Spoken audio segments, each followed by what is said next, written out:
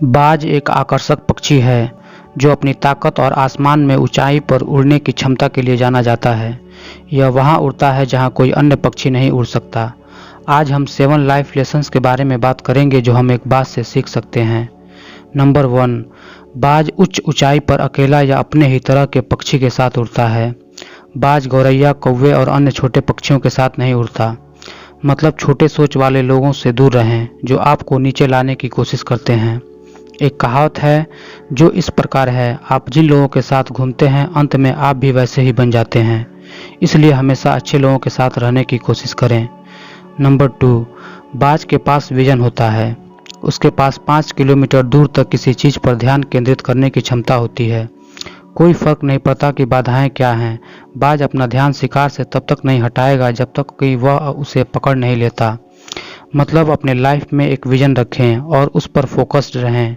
चाहे कितनी भी बाधाएं और चुनौतियां क्यों न हो, हार मत मानिए और आप सफल होंगे।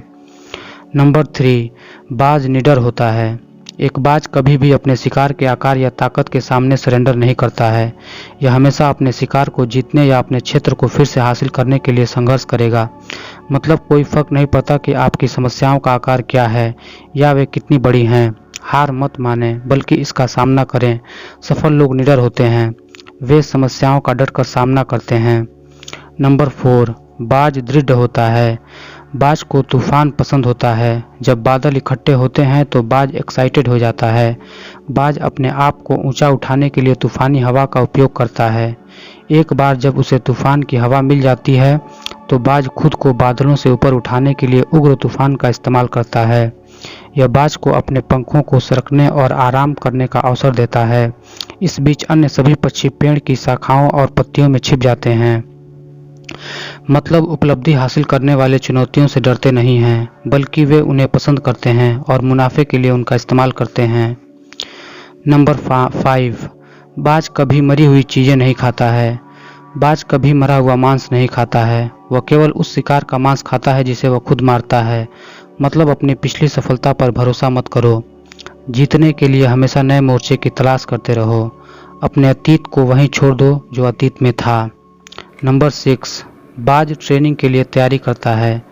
वह घोंसले में पंख और नरम घास को हटा देता है ताकि नए पंख उड़ने की तैयारी में असहज हो जाएं और अंत में वह उड़ जाता है जब घोंसले में रहना असहनीय हो जाता है। मतलब अपने कंफर्ट जोन को छोड़ दें। नंबर 7, बाज में जीवन शक्ति होती है। जब बाज बूढ़ा हो जाता है तो उसका पंख कमज़ोर हो जाता है और उसे उतनी तेज़ी से और उतनी ऊंचाई तक नहीं ले जा सकता जितना उसे जाना चाहिए। इस कारण वह निर्बल हो जाता है और मर भी सकता है। इसलिए वह पहाड़ों में दूर किसी जगह पर चला जाता है। वह अपने शरीर के कमज़ोर पंखों को तोड़ देता है और अपनी चोंच और पंजों को चट्टान पर तब तक तोड़ता है जब तक वह पूरी तरह से नंगे न हो जाएं। एक बहुत ही खूनी और दर्दनाक प्रक्रिया है।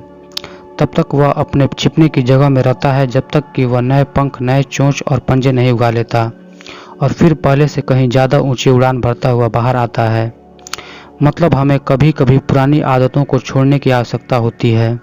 चाहे कितनी भी कठिन चीज़ें जो हम पर बोझ डालती हों या हमारे जीवन में कोई वैल्यू नहीं ऐड करती हों, उन्हें छोड़ देना चाहिए।